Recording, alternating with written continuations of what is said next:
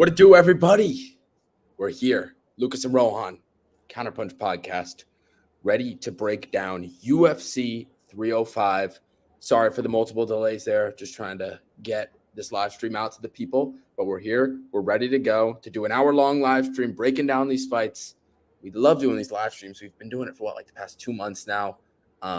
It's been great having our chat here, talking to you guys while breaking down the fights. It's a dream.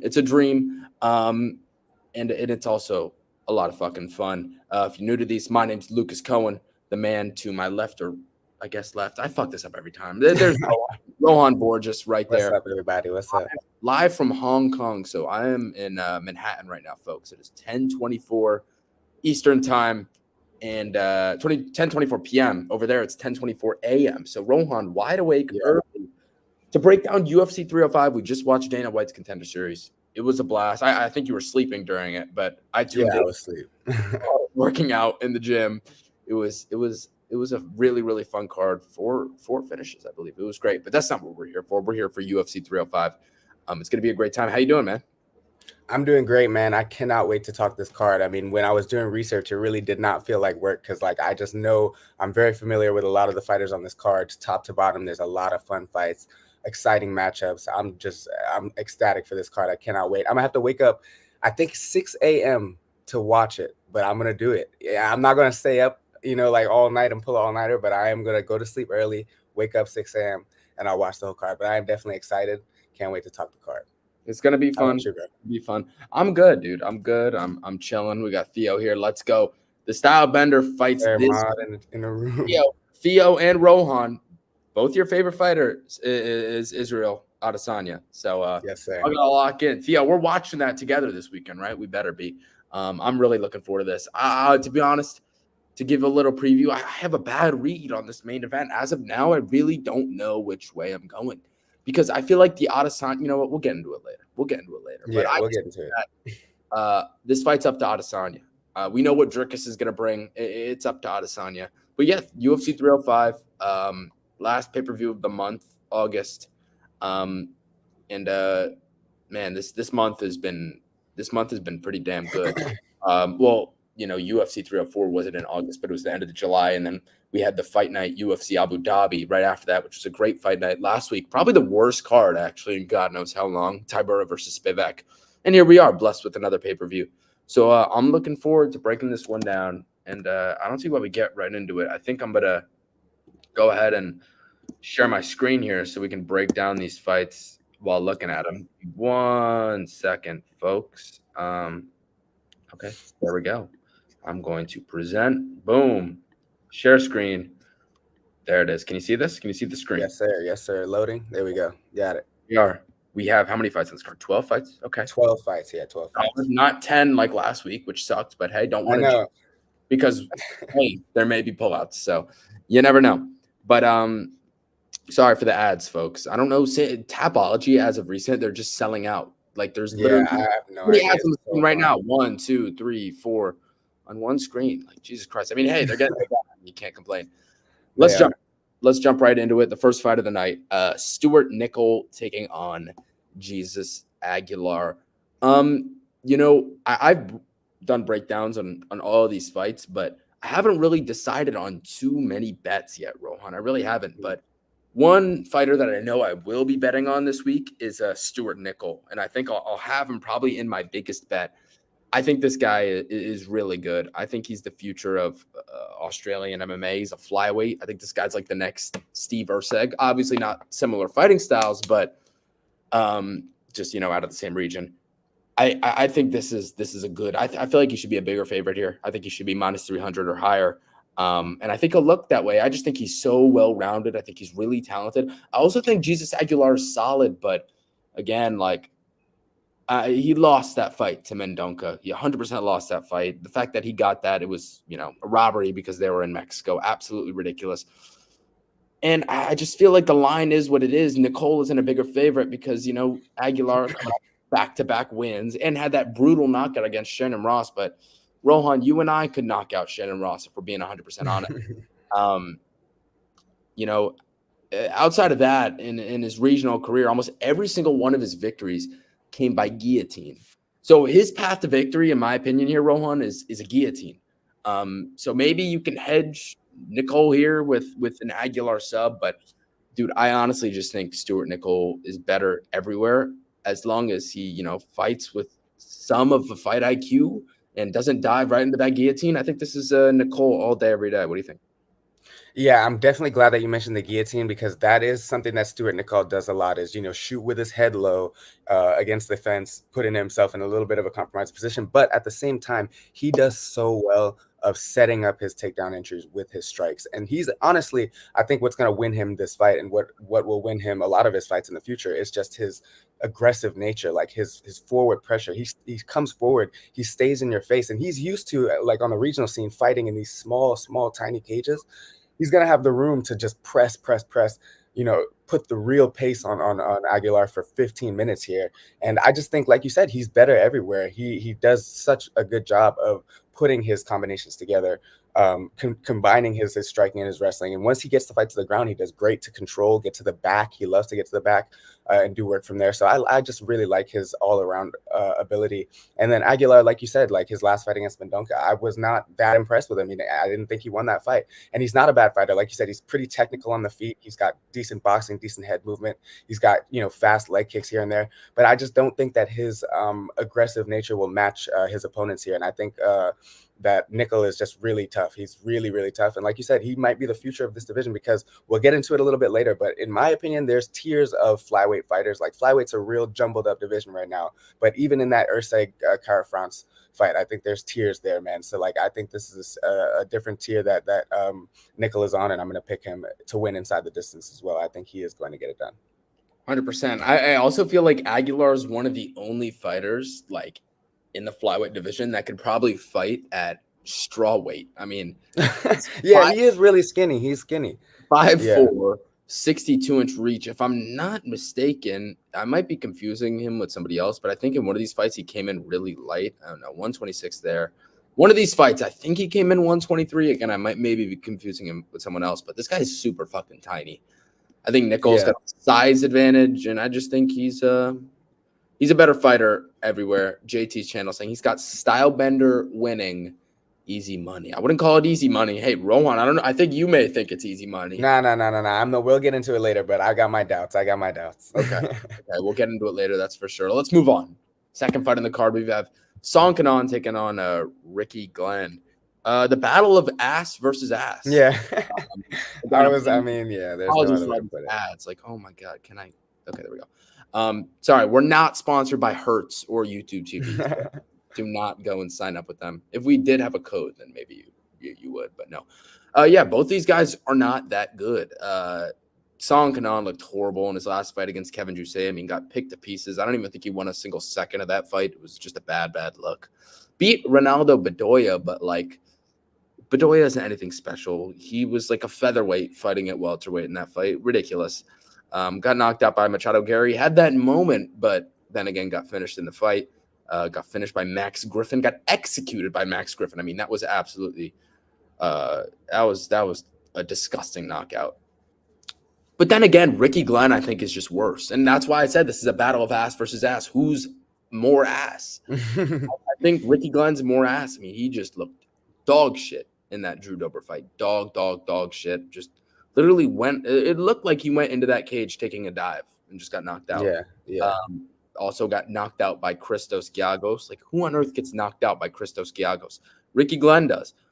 Like, what doesn't make sense is that draw against Grant Dawson, but I just feel like it was Dawson gassed so bad, so bad. I believe Glenn had a 10-8 in one of those rounds. Had that knockout against Joaquim Silva, solid look.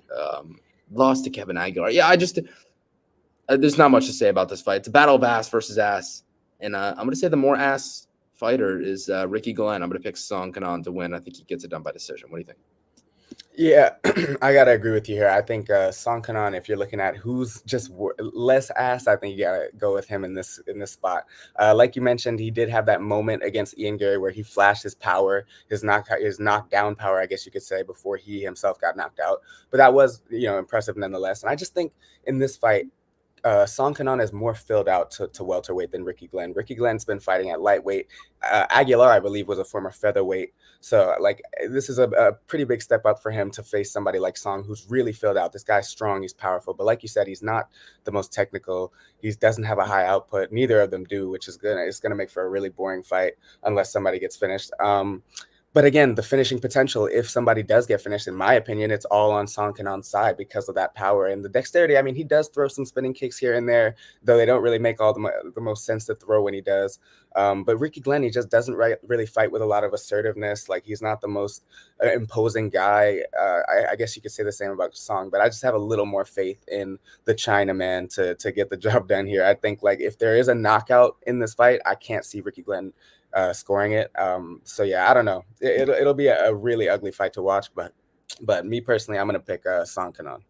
I can't see either guy scoring a knockout, to be honest. I guess if there is one, it comes from the Kanon side, but he's just more adapted to welterweight than Ricky Glenn. Like, Ricky Glenn is a skinny guy. Like, he's got a thin frame. Like you said, in that Drew Dober fight, he looked completely outmatched, and this is against somebody that's theoretically bigger. So I don't know. It's tough to see Ricky Glenn winning this one. In my eyes, this just isn't a UFC caliber fight. Like, yeah. You could even say that, to be honest. Both guys, they need to stop doing those kind of fights for pay-per-views. I think pay-per-views, top to bottom, this is one of the problems with the UFC. They have to stop having these kind of fights on. Yeah, even they on should have just added this fight to the last card.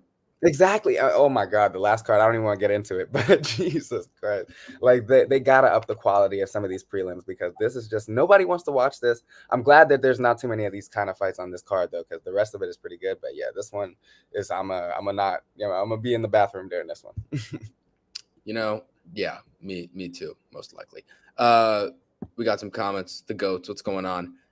W jersey, Rohan, go ahead and flex that jersey. What? Yes, sir. I got the Italy kit, 2024. I believe they played in it this year. They didn't do too well in it, so it's not the best luck, but it looks good. It looks clean. So yeah, shout out to them. They set my Spain bet up in a pretty good position. Oh, they did. Yeah, they were. Yo, that was embarrassing, that Euro performance. My God. But I was not pulling for Italy. I just like the kit. Yeah. Fair enough. T Bag Boy says, I'm not gonna lie, it's looking like a good card. It is. Every pay-per-view has a no, it is. It's a really good card. 305, 304, 303, 302, and I wouldn't say 301 was that good, but 300, damn, that was absolutely incredible. Let's move on. Next fight on the card. Rohan, this is one that we shouldn't spend over a minute on. Tom Nolan, Alex Reyes. Alex Reyes has fought once in the last 6 years. Looked awful against Charlie Campbell, who I don't even think is that good. The guy has horrible durability, got brutally knocked out in both of his last fights. Tom Nolan has some chin problems. That's not going to be an issue here against Alex Reyes in front of his hometown. Minus 1,400 for reasons, has 1,100 here. I think he's at like minus 1,800 on some books. Tom Nolan's going to knock out Alex Reyes in round one. That's all I got to say. Yeah, I don't really have anything to add there, man. He's the biggest favorite on the card for a reason. It's going to be quick. It's going to be easy. Tom Nolan all day. Height, reach, power. He literally every single facet of MMA and physicality that you can think of, it all goes. I mean, one fight in the last 6 years is really what it comes down to me, and it was a loss. So it's like, I mean, yeah, how? There's nothing to say about this. Yeah, hasn't really showed any cardio problems. Although I feel like all of his fights are ending. No, he had 2 decisions back in the day. So yeah. Tom Nolan's going to knock this dude out in round one. It won't matter. That's all we got to say about that. Fastest breakdown of all time. Let's go. Yeah, we did it. Finally, we always say it, but we did it. We can maybe break the record that we just broke here with Jack versus Herbert Burns. I mean, Herbert Burns, why on earth is he in the UFC? Like, why? How, bro? Still. He just got finished by your boy, Julio Arce. Yeah. Oh, my God. And they were saying the exact same thing. The first time we've ever seen exhaustion from damage as a finish. He lost to Bill Algeo by exhaustion from damage. It's insane. Got elbowed from crucifix by Daniel fucking Pineda, and somehow beat Nate Landwehr. I don't know how that happened, but how did that happen, bro? He hasn't won 4 years. He's not good. He gasses out after round one. Jack Jenkins, I think, is really good. Was winning that fight against Chepe Mariscal up until he broke his arm. That's looking like, that round one he won is aging pretty well. He's had some good wins. That Jamal Emmers, I thought Emmers won the fight very, very close. The fact that he was competitive, good look.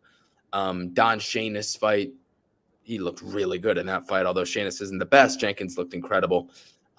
Yeah, I mean, maybe Burns goes for like a flying armbar in round 1 or something. I mean, Jenkins has been submitted twice, but that all came way back in the day. I don't think that's a problem now. I think Jenkins breaks this dude and gets a second or third round finish.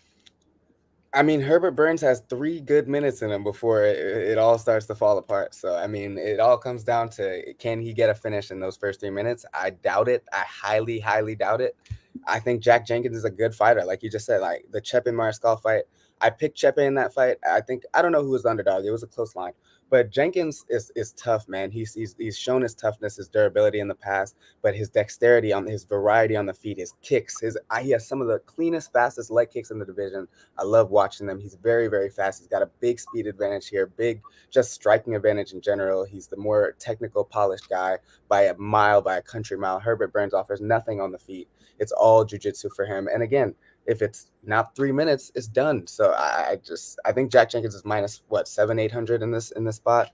Yeah, he should be, because Herbert Burns is not UFC caliber. And he's another one that I'm just tired of seeing. How, after those last 2 fights, we were saying the exact same thing. You know, if it's not 1 round, it's over. And it's been proven time and time again. But hey, you know, I guess he's got that Burns family name going for him. So good for him. Good for him. Yeah, we talked too much about this one as well. But yeah, Jenkins is going to break this guy down and score a late finish. Next, we've got O'Neal versus Santos. Before we break that down, we got. Can y'all put timestamps after the live? Yeah, I've been slacking on that recently. Apologies. I'm gonna do that tomorrow. So yes, the answer is yes. Let's freaking go. Best time of the night. You know it. We're here. UFC 305. 2 live streams this week, folks, because it's a pay-per-view. We're gonna be back with that parlay live stream, which cashed a plus 2,000 parlay last time. So you definitely want to tune into that. I know, man. It was crazy. Let's jump into this next one. We got Casey O'Neal versus Luana Santos. We'll start with O'Neal. One of my favorite calls in my history of betting was betting on Ariana Lipski as a big dog against Casey O'Neal. I mean, that line was insane. And I bet her at like plus 175, I think, something like that. Bet her point spread as well. O'Neal, I've always thought, just isn't amazing. And I feel like she's probably gonna lose here again. I mean, I think Santos is not bad at all. I mean, she beat Egger, looked really good there. Finished Juliana Miller as she should have. Looked good in the LFA. Finished Agapova as she should have. It's a step up, don't get me wrong, going from Agapova, Egger, and Juliana Miller. But then again, I don't think O'Neal's all that. I still feel like Santos should be at least minus 200 here. I just feel like she's better everywhere. I think O'Neal is kind of, I don't know, soy. I mean, I don't want to call a woman's fighter soy, but she kind of reminds me of like Damon Jackson, yet woman version. I mean, doesn't really anything. I guess she has pace and pressure in wrestling, but as long as Santos doesn't gas out, I think she's going to win this fight pretty easily. What do you think? I don't know. I'm a little torn. I don't necessarily think like the striking advantage is favors either one, to be honest. I think the grappling is definitely on Santos' side, but I was really not impressed with her striking at all in either of her last 3 fights. I mean, she throws the same freaking combo over and over. It's one overhand right over and over and over. I mean, granted, she does a good job of keeping the forward pressure, but there's nothing impressive about her striking, sorry. And then Casey O'Neal, I do see your point. I definitely see your point. I think I was the one that picked her in the Lipski fight. I don't think I rolled with you in that one, and I must have messed up, because watching that one back, like, you could definitely see all the points that you were talking about shine through. Like, she's not aggressive. She's really passive in there. She lets the fight, her opponent dictate the fight a little too much of the time. And then later down the stretch is where Lipski just started to pull away. She rocked her really bad, and then ground and pounded, finished her.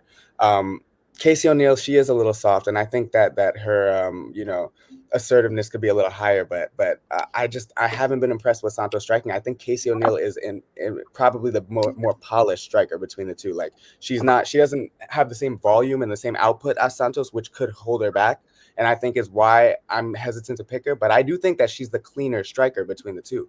But again, in women's MMA, a lot of the times it's like when you're splitting hairs, it's going to come down to volume, who looks like they had a more impactful performance. And I think ultimately the judges might see that Santos was coming forward more, landing, more, even if it's not clean all the way. I do think that just her power and output will get her the victory. So I think I'm going to pick Santos, but I'm not, as clear cut on it as you. So I definitely see a possibility for O'Neal. Fair, I get it. I mean, she really hasn't beaten any good competition in the UFC, but at the same time, nor has Casey O'Neill, like at all. Yeah, I mean, neither of them have. I mean, yeah. she went to a split against Modafferi. I mean, bad. True, that's bad. That's a bad look. We'll see. But Roxy's tough, man. Roxy's tough. I gotta sneeze. Oh, I hate when you have to sneeze and it goes away and it's like stuck in my nose. Fuck. I hate that. Sorry. Yeah, sorry. Yeah, that's all we got to say about that one. Maybe it's closer than I think, but then like I don't know. I could see a split. I could, but I think if damage over control. I mean, not that there's going to be a lot of control because Casey O'Neal doesn't do a lot of clinching, but I just think that the pressure and pace of Luana might get her the win. So yeah, I agree.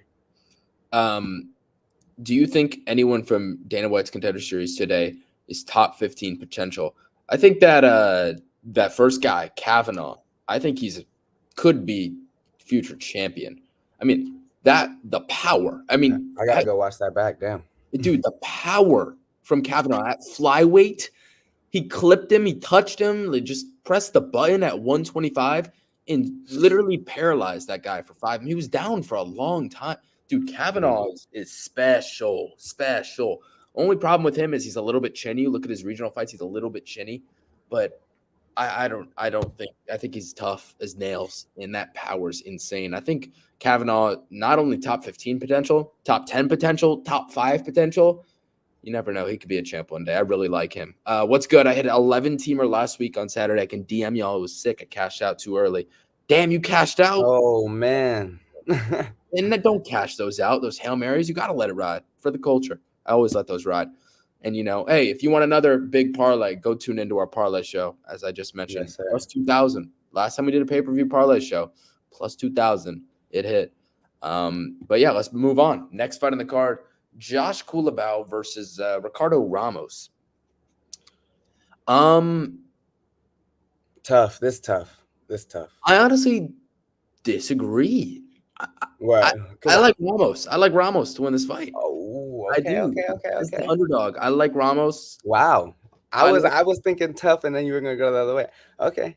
I like Ramos because I just feel like Culibao isn't amazing. Like I just don't see it with Josh Culibao. I mean, you look at his career, right? We can go and look at his career. Came into the UFC, got finished by Jalen Turner, whatever. We're not mad at him for that. Drew against Jourdain. I mean, not an amazing look. Beaten Durden Beke, as he should have. Split with Wu Choi, okay.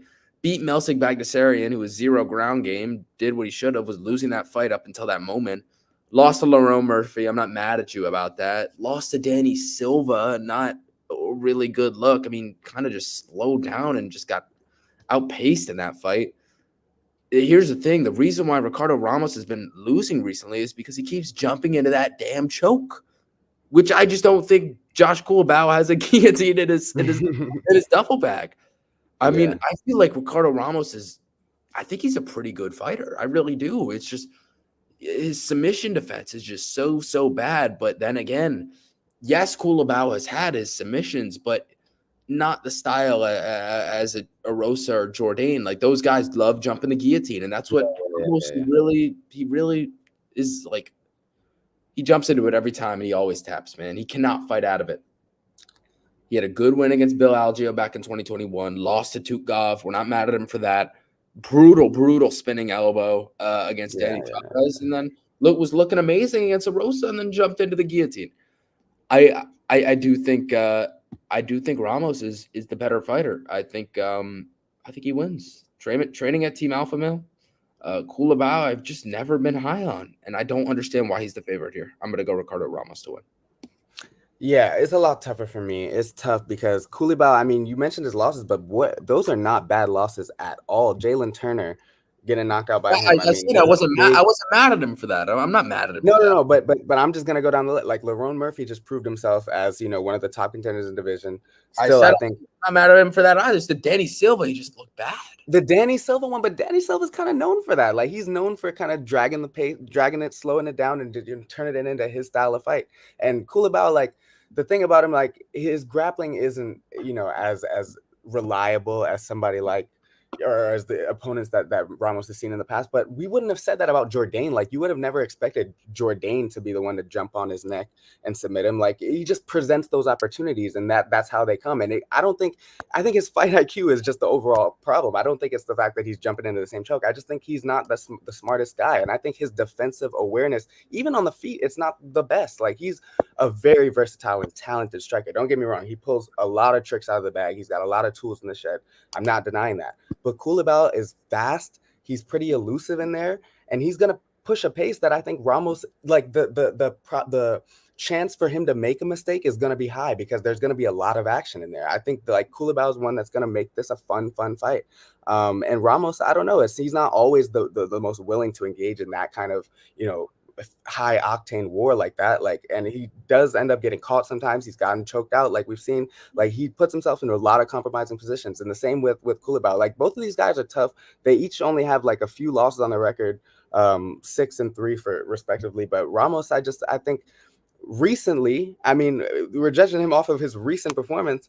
The last 2 losses have looked horrible. I mean, he's looking like an idiot in there. And I mean, if you're gonna just take his fight IQ for what he's showing it to be, I don't think you can have too much confidence in him to not fall into some sort of trap again, because Culibao has submissions on his record. He's not a zero on the ground. He has the potential to submit you. And again, like Charles Jourdain jumping on the neck, you never would have expected that. Erosa, he's the type to do that. But yeah, I don't know. It's tough.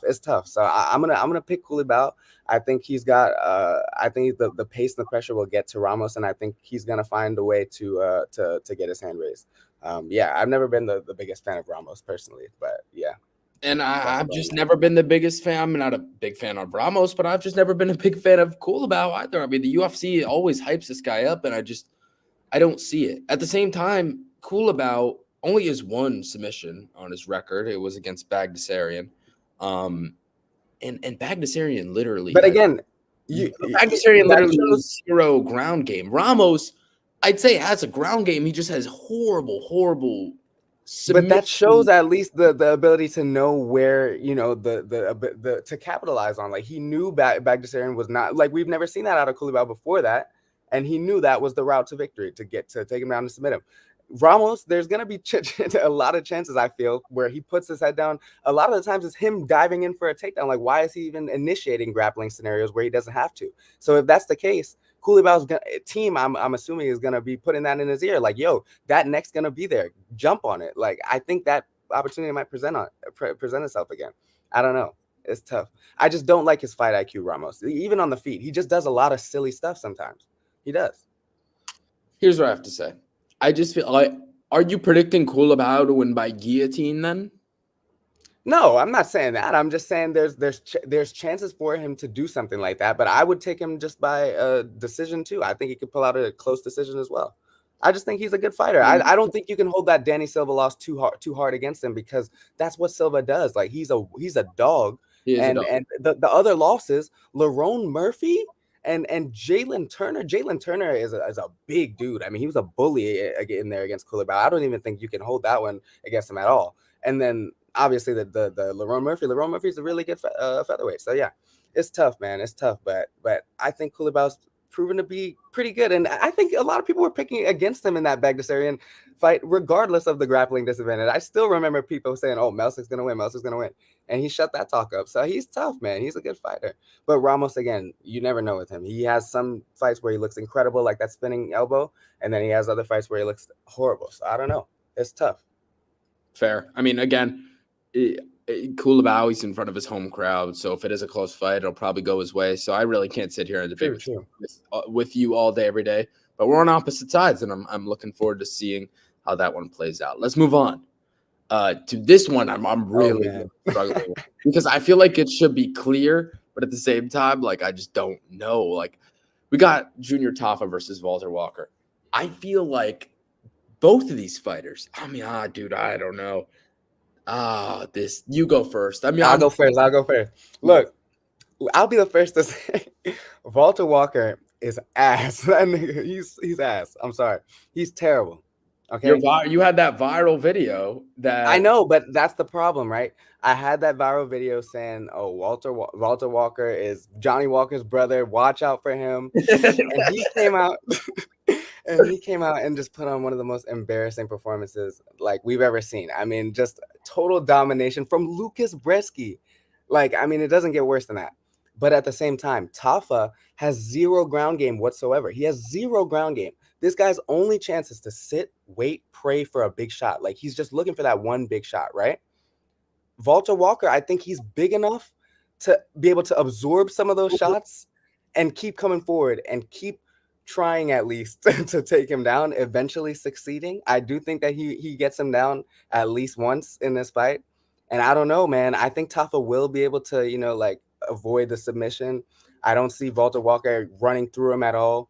But Tafa is a fish out of water on the ground, and he's low volume on the feet. So it's not like Walter Walker's going to have to deal with a lot. I think like he can manage the output coming back at him. So yeah, I don't know. Like as an underdog after that shitty performance, how can you really pick Walter Walker? I'm gonna do it. I'm gonna do it with like zero confidence because he's so bad. What? But yeah, You're picking Walter Walker because bro, Tafa has zero wrestling, and we've seen it when he has zero ground game. You're done talking. It's my turn. Okay, look. Go ahead. You're right. Walter Walker should win this fight. You're right. Tafa has zero takedown defense.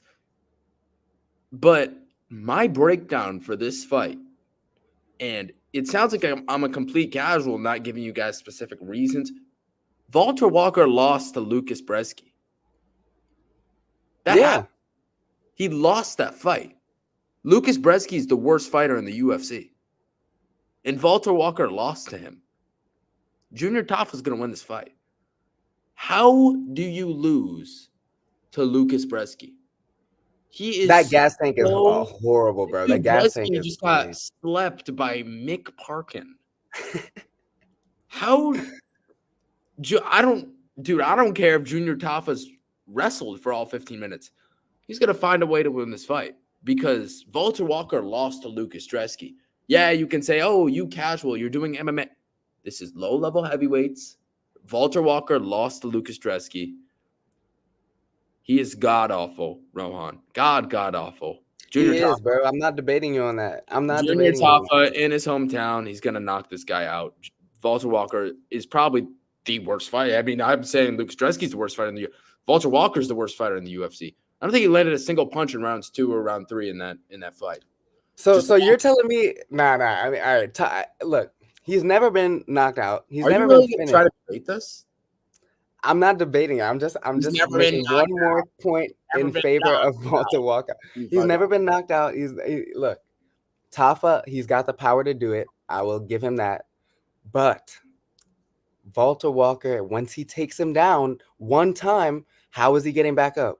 Have we seen him get back up from a takedown before? I don't even know. Like that's the type of wrestler that we're looking at in Tafa, a fish out of water. So all it takes is one time, and that man can have a round just like that. So if that's the case, if he gets 2 takedowns and wins 2 rounds just based off of 3 minutes of control in each round, I think that's enough, bro. I think that's enough. So look, 0 confidence. I'm not going to say anything more about it. I hope you don't either. Walter Walker to win, upset the Australian fans, and there we go. Make a video about it then. I will. I'm not going to be around today. I'm actually going to an island with my family, and we're going to stay in that. Now we're changing the topic to an island. We're at an island now. Okay, bro. I'm gonna say when I do it, it'll be probably later in the week. But yeah, I'll probably get it out though for sure. And if this time that was a joke, do not post a video about Walter Walker winning a fight. Why not? This is the redemption arc. This is the redemption. Don't do that ever again. The redemption. My, he doesn't see the vision, bro. You don't see the vision. Oh my gosh, bro. I could literally have. This is a 1 million view video. The redemption arc. The Walter Walker. Rohan. All right, bro.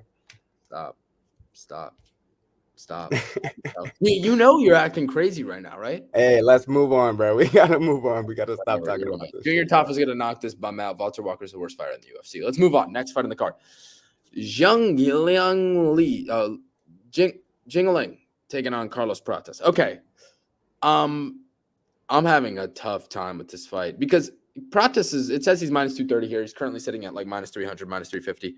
First of all, shout out Jay Cartier. Yo, what's going on? Jay Cartier, thank you for tuning in.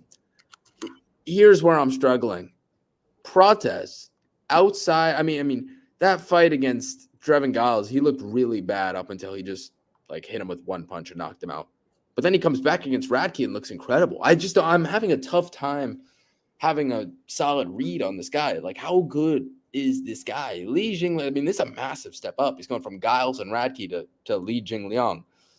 I'd want to pick Li here at plus 250, but then again, excuse me, the guy's 36, coming off a 2-year layoff. We just don't know where he is. If you bet on the Leech, I'm not mad at you. I just don't understand how you can get to minus 350 on Prates.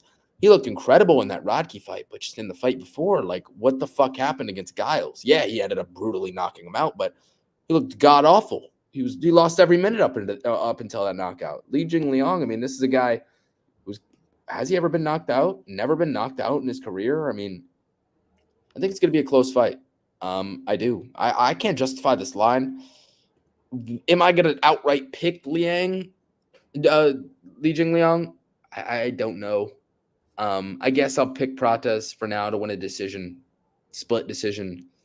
This line makes no sense to me. I don't know. I'm curious. I'm actually really curious to hear what you have to say about this one. I don't know. Like, you're kind of swaying me off of Prates, but I'm still gonna pick him because like he hasn't lost a fight since 2019. He's won by finish in each of his last 3 fights pretty brutally as well. And if you're judging him off of the last performance alone, I mean, my God, against Charles Radke, he looked absolutely insane on the feet. Just everything he threw landed. The timing, the accuracy, everything about that performance was just on point. And again, the Li Jingliang side of things, he's good. I like Li Jingliang, but he's not gonna. I don't think he's gonna try to take Carlos Prates down. I think Li Jingliang is a fighter that's very comfortable in his ability to stand and strike with anybody that he faces. We saw that against Hamzat. We see that against anybody he's ever faced.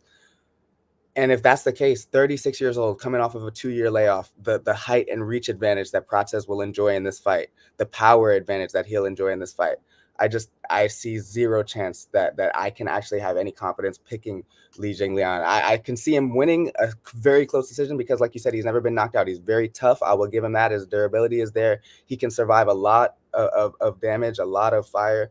But Prates is very, very dangerous, man. And those knees coming up the middle, like just the variety, the flexibility, everything he's got about him, man. He is a very dangerous striker. I think the record is a little deceiving. Like I said, like his only loss recently was 2019, and it was by decision.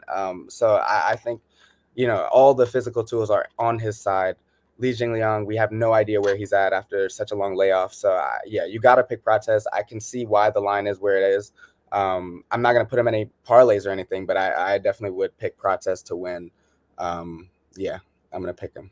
You're right. He looked incredible against Radke, but I mean, Rohan, you got to acknowledge that this is a massive step up in competition, regardless how long of a break Li Jingliang's coming off, and that he's 36.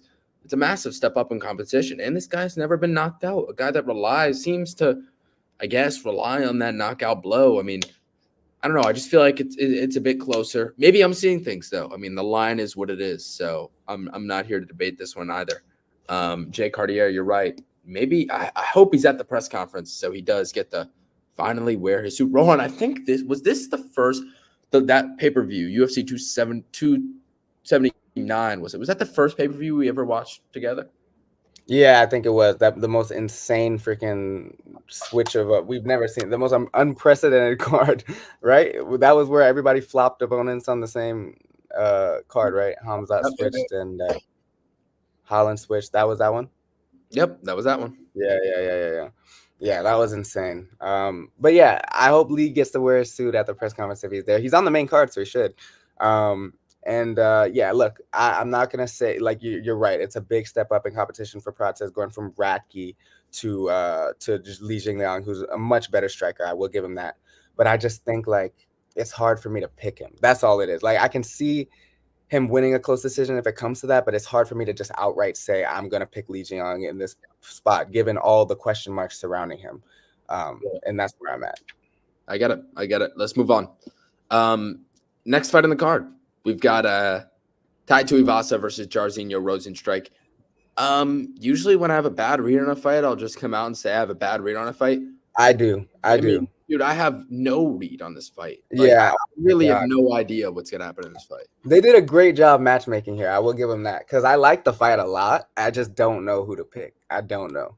Yeah, me neither. I mean, one thing though, Jairzinho is fighting out of your favorite country, Suriname. Suriname, yeah, Biggie Boy. Suriname's Hey, I like Biggie Boy. But the problem I have with him, and this is why I think I'm leaning to Tuivasa. All week I've been leaning to Tuivasa without fully committing because of like his recent run of 4 losses in a row at this point. But the Cyril Gane loss, he looked incredible. We've never seen Tai Tuivasa look like that against somebody like Cyril Gane. And again, he did get knocked out, but he got ahead of himself. Like we knew what it was with Cyril Gane. You can't get ahead of yourself, but he looked really good. Then the Pavlovich fight obviously got knocked out early. Volkov, it was a really bad stylistic matchup. I picked him. I thought the knockout potential was there, but Volkov has transformed himself into one of the best, most consistent heavyweights in the world at this point. The Tybura one, excuse me, the Tybura one, that one was annoying to me. But again, the way he did it by rear naked choke, Tai Tuivasa is not a wrestler. Tybura has that in his arsenal. So, it's not surprising to see that as the result. Jairzinho Rozenstruik has no wrestling. He's not going to try to take Tuivasa down. This will be a kickboxing fight. And in that sort of environment, like I think I favor Tai Tuivasa's pressure and power because Jairzinho Rozenstruik, we've seen, and I don't want to forget this, he's had some of the most boring fights. His fight against Cyril Gane was actually one of the most boring fights I've ever seen. When he doesn't feel like he's got a big physical advantage, he'll sit there and be very, very passive and willing to sit there and just stand at a distance. And I think Tuivasa is going to be the one coming forward, landing more shots. And in a 3-round fight where he doesn't have to really worry about the championship, cardio rounds and shit like that, he doesn't have to worry about his gas tank. I think he's going to kind of go balls out and try to end this fight early. And Jairzinho doesn't do the best in those cases. Like, he doesn't react well to getting hit. We saw when Francis rushed at him, how frantic he looked. He looked panicked and all that. I could see that happening here, man. I like Tai Tuivasa, and again, styles make fights. The 4 loss streak does not look good for Tai, but I think this fight favors him a lot. I like Jairzinho. I like his versatility. He's a good striker, but Tuivasa's got the power, and I think it comes through here. So I'm gonna pick him. And I think I'm gonna agree. I think I'm gonna agree. I mean, yeah, I mean, I don't get. You know what? I didn't have a read on this fight, and now I have a read thanks to your yap sesh right there. It was a yap sesh. I think Tuivasa does win. I think that you just look at those 4 losses. I mean, I feel like that's what's making him a sizable dog right now. Right? Looked great in that Gane fight. Got knocked out. Whatever. Got knocked out by Pavlovich, just like every heavyweight was at the time. Got submitted by Volkov, got submitted by Tybura. This guy's a fish out of water on the ground. Don't get me wrong, but is that a problem against Rozenstruik? No. Look, I feel like this should be lined dead even. I'm going to barely favor Tuivasa to win the fight. The fact that Tuivasa is this big of a dog is insane. I mean, you look at Rozenstruik's wins in the UFC. I mean, he beat Gaziev, who's known for slowing down as the fight goes on. Even in that Dontel Mays fight, you could tell he was slowing down. Knocked out Chris Daukaus, who's really a light heavyweight. Knocked out Augusto Sakai, who's not that good. Knocked out Junior Dos Santos, who was, the age of my grandmother at the time. Was getting beat the fuck up on by Overeem, and then the ref blessed him with a stoppage in round 5. I mean, this guy has had no impressive wins. I believe. I think Tuivasa underdog. I think that's a great pick. Yeah, I'm with you. I'm with you, Rohan. I think Tuivasa wins. What's next? Are we moving on to some really good fights? We are. Gamrot Hooker Man, got some yeah. comments. I love Jay Cartier. Look, it's the duo right here, Rohan. Inside joke. Hey, what's Sway with up? Jay Beats. I'm trying to see him drink a beer out of a shoe. I am too. And I Oh think, yeah, the shoey, exactly. In front of the home crowd, we forgot about that, yo. The yeah. home crowd, yeah, nah, Tuivasa all the way, baby. You just convinced me. The shoey, we're gonna see it. Will he knock out Rosenstrike though? I mean, we Yeah, have he's gonna knock him out, bro. Jarzinho's best win was Augusto Sakai. Now I remember it correctly, and he felt zero threat from Augusto Sakai. He feels a little bit of a threat from Tai Tuivasa, and Tai Tuivasa. I hope he's not a dog. I hope he's not at the end of the road. You know, I hope he's not just washed and given up on himself and given up on his title dreams, because he's an entertainer. That's what the fans love to see. So the shoey, we want the shoey. Agreed. yep. Time money line. I'm with you. Did y'all see Izzy was comparing his meat size to TDP on Oh Twitter? my I god. saw that. I literally saw that like like an hour before we started the stream. He was like, who's the real African? Oh And no. how are you comparing meat prints? Like, come on, Izzy. What are you? They're like, that's your go, Rohan? Like, That's great. Yeah, man. It becomes more embarrassing with each passing fight. But hey, that hopefully is it gets it that's done. pretty funny though. I'm still rooting for Bewit. Let's go, Izzy. Yeah. Let's move on. To my hot take of the week, I guess. I'm curious to hear what you have to say, but I'll go first. Mateus Gamrot versus Dan Hooker. I'm gonna pick Dan Hooker, Rohan. I'm just not quite sold on Gamrot. I mean, I think he's gonna win the fight, but I'm not sold on him being minus 350. I mean, it's just absolutely insane. I mean, this guy almost got knocked out in round one by RDA in his last fight, right? Got dropped twice, I believe, in round one by Rafael Dos Anjos. It's a bad. I mean, we know this guy can wrestle for days, but bad luck. Fiziev, leg injury, Fluke, was losing fluke, that fluke. fight. Fluke win, obviously. I thought he lost to Jalen Turner. Got beat up on by Beneil Dariush. I thought he lost to Sarukian. I mean, Rohan, what's so insane about this guy is that he could very well have had a 4-fight losing streak right here. Isn't that Yeah, insane? it is. It is. It Very is. well could be on a 4-fight losing streak right here. Dude, I feel like this guy has fake false confidence. I mean, I don't I think Gamrot is just not as good as the line is representing. I feel like the odds makers may be looking at that win streak and saying this guy's gonna go out there, ragdoll Hooker, and add to that win streak.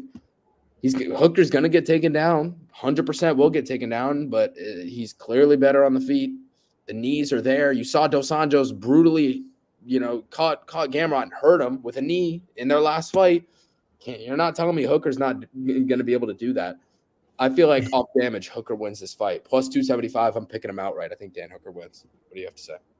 Oh man, I want to pick Dan Hooker Hey, so sorry. bad. Let me clarify. I just said Gamrot. Sorry, I said like a minute ago that Gamrot should win this fight.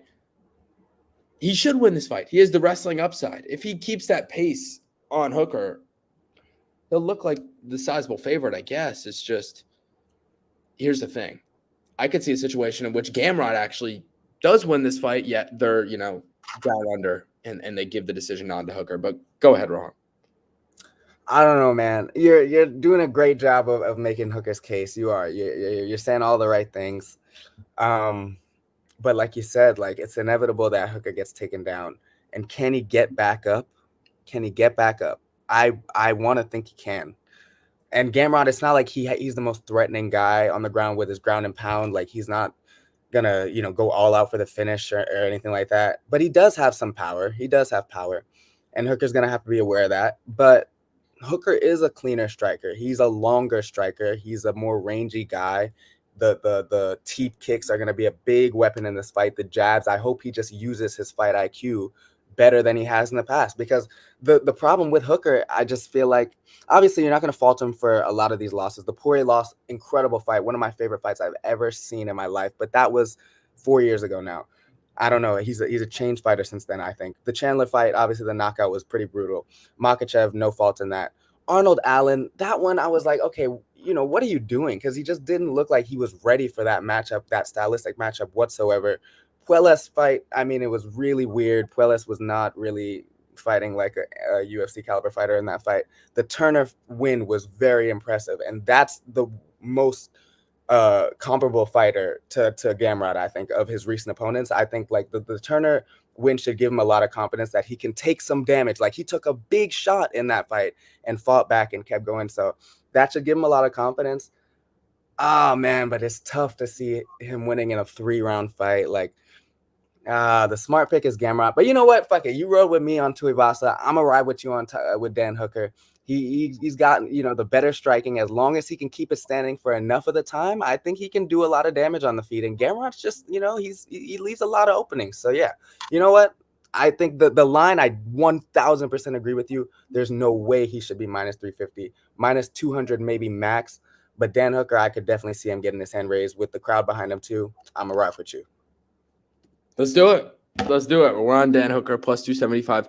Another bet I like as a hammer here is the Dan Hooker spread. I mean, I think he the spread is a good one. The spread is. I don't think he showed the durability in his last fight. Like he's durable, man. He is. The submission, I guess, is worrisome. Like we saw Gamrot submit Stevens with the Kimura. We saw Makhachev submit Hooker with a Kimura. But then again, I mean, it's Makhachev to Hooker and Gamrot to Jeremy Stevens. So can't really do MMA math there. I feel like if there is a finish, I feel like this one probably goes the distance. If there is a finish, I think it's a Hooker knockout. I think if Gamrot wins, it's by decision, and it's a 29-28. I think, you know, with these judges, with the crowd on Hooker's side, I'm yapping, but I think he does take a round at the very least. We're on Dan Hooker to win the fight, though. Fuck it. Why not? Let's move on. Co-main event. Kai Kara France taking on Steve Astro Boy Erceg. Rohan, I'm going to pat myself on the back because I had a great call saying Steve Erceg was going to beat Alexandre Pantoja. Got him at plus 210. Looking back on that fight, I thought Erceg won on damage, to be 100% honest. I thought he won. I thought that jab was just pumping all day, just clipping him. I feel like this is a very, very similar. The Erceg Pantoja fight was very similar situation to the Strickland Duplessis fight. At first, watching that fight live, Duplessis and Strickland, similar to Erceg Pantoja. I thought Duplessis won. I thought Pantoja won due to, you know, able to mix in the takedowns, just looked like an overall dog. But then you just rewatch the fight, and with Erceg and with Strickland, you just see them pumping that jab, but it's so nonchalant. Erceg landed so many jabs in that fight, similar to Strickland in his fight with Duplessis, who's also fighting, and we'll talk about next. Here's the thing. This is a tough fight to call for me, Rohan. It really is. I've been back and forth all week. But I'm gonna pick Steve Erceg to win. It says here that he's minus 230. I think he's like minus 155 now. You look at that Kai Kara. One, we all know Kai Kara France beat Albazi in that fight, right? But you look at that fight in rounds 1, rounds 2. I mean, he was having a lot of trouble with that jab of Albazi, and then you don't want to. I mean, you're having trouble with a jab from a wrestler in Albazi. You don't want to have trouble with a jab from a guy like Steve Erceg, whose main strike is his jab. I think this is screaming 29-28 Erceg. I think Kai Kara will probably win a round. I think this fight may go to split, but I feel like that jab, I feel like the judges will bless Erceg with the win, and they will acknowledge his jab. And I feel like the jab wins Erceg this fight. I'm going to pick Steve Erceg by Jab Fest.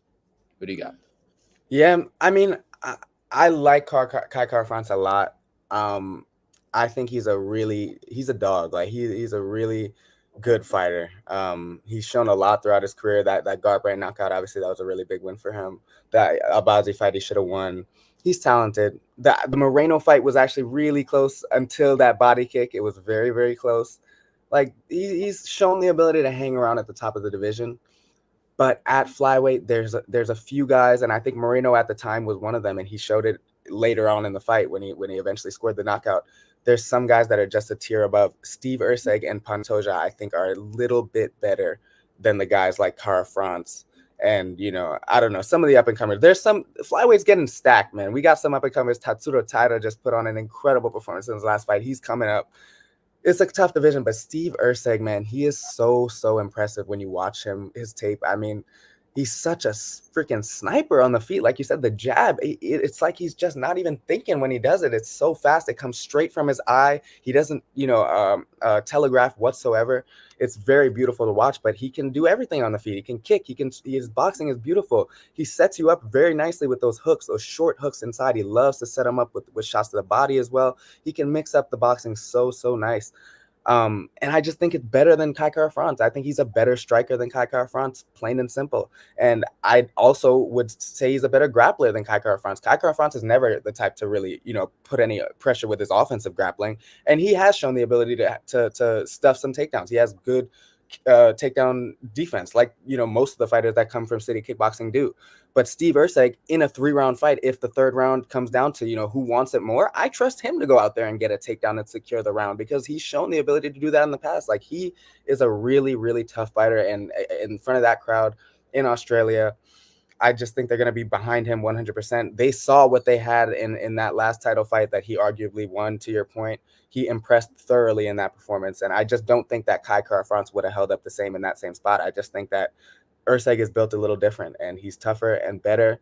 And I'm going to pick him. I don't know why the line is dropping all the way down to what it is. I think I've seen it as low as -130. I would stab that price. I mean, I love it. Like, he's going to win this fight 100% in my eyes. And I love Kara-France. I just don't see him winning. Yeah, I feel like Erceg should probably be lined around -160, -170, -130, -140. I feel like, that's kind of crazy. That's -230, -230 Erceg plus 170 Kai Kara. Yeah, okay. I see you gotta bet Kai Kara at that point. So I kind of get it, but at the same time, why it's falling this far doesn't really make sense. What? And the one thing I will say about Kai Kara-France, the risk taking. You remember that Royval fight?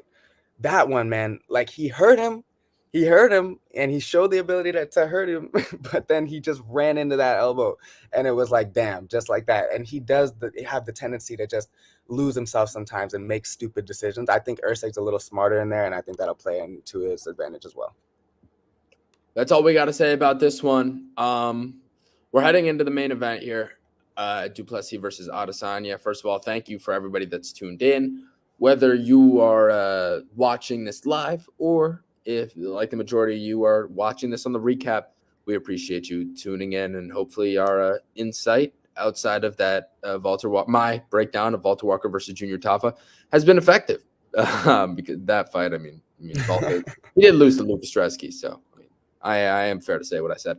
But thank you guys for tuning in. We greatly appreciate it. Make sure to leave a like and a comment. Let's move on to the main event. Dricus du Plessis versus Israel Adesanya. I think this is the most excited I've been for a fight all year, without a doubt, honestly. I mean, the beef, the build-up.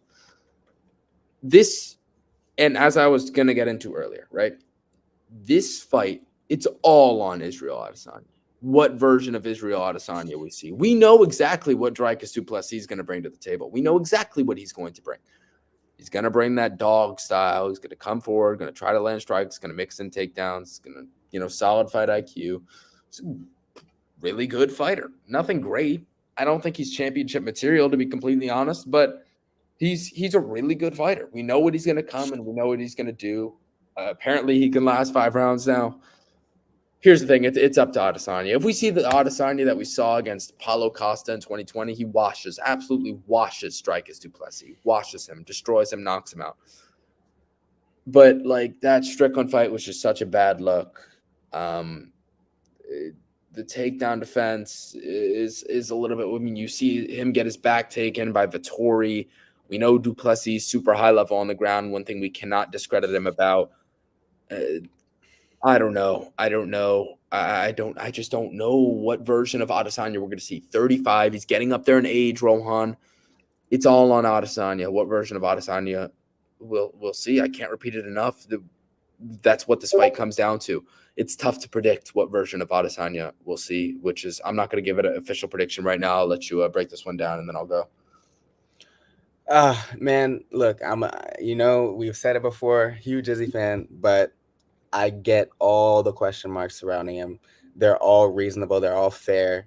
35 years old. He looked really bad in that last fight. I mean, I did not recognize him. The whole fight, I was just staring at the screen like, what am I looking at? Because I wasn't sure what I was seeing from Izzy. I've never seen that before. That timidness, that passiveness in there. He looked just like a different fighter. But I think if you're looking at versions of Izzy, like you're saying, there's a few versions, right? There's contender Izzy, there's that hungry Izzy that comes in with a drive and a fire to actually prove a point to not only the people but to himself. And I don't think he had that drive in his last fight against Strickland. He looked like he took it for granted that he was gonna win that fight easily. And once he got that wake up call with that right hand, I think it rocked his world, and he never really fully recovered because he was a little stunned, and that took a mental toll on him in that fight. And styles make fights, and we always say that, and we're gonna keep coming back to it. Strickland's style is fucking hard to deal with, man. It's tough to deal with because he keeps his knee up, he keeps his guard high as hell. He doesn't really give you anything to work with, and he's just marching you down. And he's so conditioned to taking strikes and absorbing strikes that he doesn't really feel fazed by anything unless he's getting touched with godlike power like Alex Pereira's left hand. And Izzy's power isn't the most threatening. I don't think Dricus is going to feel the most threatening from Izzy's power, but it's respectable. You have to respect it because he's had some brutal knockouts before. He put Pereira's ass to sleep. And Dricus is going to know that, but this guy's fight IQ, like you said, he does have some good fight IQ, and it all comes down to the wrestling in this fight for me personally. I think on the feet, we're going to see a sharp Izzy. I come into this fight with the expectation that Izzy's going to look good on the feet. He's going to look like the better striker because he is the better striker. He's the more calculated striker. At a distance, he's going to be the one with the ability to pick the other apart. But Dricus is very effective at what he does, just getting in your face, marching you down, and taking the fight to the ground. He has 16 takedowns in 7 fights. That is insane when you think about it, because he's not the best wrestler. He's not a technical wrestler, but he just knows how to get the fight to the ground. I think that we do see a few takedowns in this fight. But I don't think Dricus does the most with them. I don't think that Izzy ever finds himself in a real compromising position because Dricus is not a chain grappler. He's not a chain wrestler. I think Izzy will be able to get back up, and I think he's going to score a lot of damage through the first, few rounds. I'm trying to convince myself, man. I don't know, because like later in the fight, who do the championship rounds favor? That's what I'm thinking right now, because Dricus looked good. I did not expect his cardio. Remember we were talking about, can he win a decision? And I said, yeah, he's going to win by a decision. You were like, no way. His cardio, whatever. His cardio looked so good in that Strickland fight. That was one of your best calls. That's what I'm saying. So I don't know, because in the back of my mind, I'm like, if this goes past 3 rounds and Dricus survives, the early storm, if there is one from Izzy, does Izzy start to slow down and Dricus starts to pick it up? Because if that's the case and he gets him down, I don't know if Izzy's going to be able to get back up. So I think Izzy's best chance is to finish this fight. Like, I really don't like his ability to win a close decision, as crazy as that sounds. Like, the damage is going to trump control for sure, but I don't know, man. Who are you predicting? Who are you going to predict? I don't know. All bias. Take all the bias away, Rohan. I know it's hard. I know. Clear your mind. If you pick Izzy, you pick Izzy. Just don't do it with bias. I want you to take I know. Be with your thoughts, Rohan. Be with your thoughts for 10 seconds. We'll be dead silent for the next 10 seconds, and you give me a prediction. Go ahead. All right. I've made my decision. That was 3 seconds, but go ahead. I'm taking Israel Adesanya by knockout. Look. This is what I was saying. And I said it before. Bro, Styles make fights, bro. Styles make fights. I think there's an actual animosity towards this guy, right? On both sides. Like, whenever that's the case, when we saw Izzy against Paulo Costa, another guy with the similar Dricus style of marching you down, using his size to overwhelm opponents, he was accepting the pressure, but at the same time, he was coming back with fast, powerful shots and catching him on the counter every single time, ultimately hitting him with that left high kick that caught him off balance and then finished the fight. We could see that, dude. He is a sniper. I am not putting that past this guy. I'm not. And Dricus is not the most technically safe guy on the defensive side of things. He leaves a lot of openings. That's just a fact. He leaves a lot of openings, far more than Sean Strickland does. But he's 35. But I think it was a one-off, though. And 35 is not even that old. Like, why are we sitting here and talking about 35 like it's freaking 40? Like, 35 is still... Izzy's looked like he was in his peak for like 10 years from kickboxing. He looked like he was in his peak just 2 fights ago when he knocked the fuck out of Alex Pereira. I disagree. See, I disagree with that completely. I feel like I was going to mention this when you were done talking. And call me crazy. I think the Pereira fight was a bad look. That second MMA. Oh my! Pereira It was fight. not a bad look if he I ended up thought it was, brutally knocking him out. I The thought 2 rounds before that, obviously again. in that. So let me break it down. Damn. I obviously in that sense it wasn't a bad look, but the guy was he offered nothing. He up until Pereira left his head right there to be clocked while he was cutting down to 185, drained, right, getting hurt with every punch he was hit with. Dude, this guy was just getting beat the fuck up on. We can't deny it. He was getting beat the fuck up on by Pereira. Bro, it wasn't. He tried to claim that he was playing possum. I don't believe it for a second. I don't. But at the same time, Rohan, I'm gonna come out here. I'm gonna predict Adesanya to win. I do feel like it's a very, very, very close fight. I'm gonna pick Adesanya to win by. I don't know if he has the power to knock this guy out. I'm going to pick him to win by decision, I guess. I think it's going to be close. 48-47. I think it's a close. But he could not. I don't know. I could see this fight playing out in so many ways. I'm looking forward to this. I'm going to pick Adesanya to win, though. Let's look at some comments. Is he money line? It's dropping. So I feel like he may flip to plus money. So we'll see. Is he in round 4? Interesting prediction. Not mad at it. Too much personal things in this fight. Fighting for Africa, someone's going to have to step up. Yeah, you're right. I think Dre gonna get tired. You mean Dricus? Definitely possible. Too much movement, feints, leg, body kicks from Izzy. Gonna get in his head, piece him up, and tire him out. I feel like that's why I'm probably going to pick Israel Adesanya. Whitaker 2.0. I could see it playing out like that first Whitaker fight, but I just don't think Izzy's the same. I don't think he's as primed as he was in that Whitaker fight. That's besides the point. Official pick. Adesanya, go ahead. What were you going to say?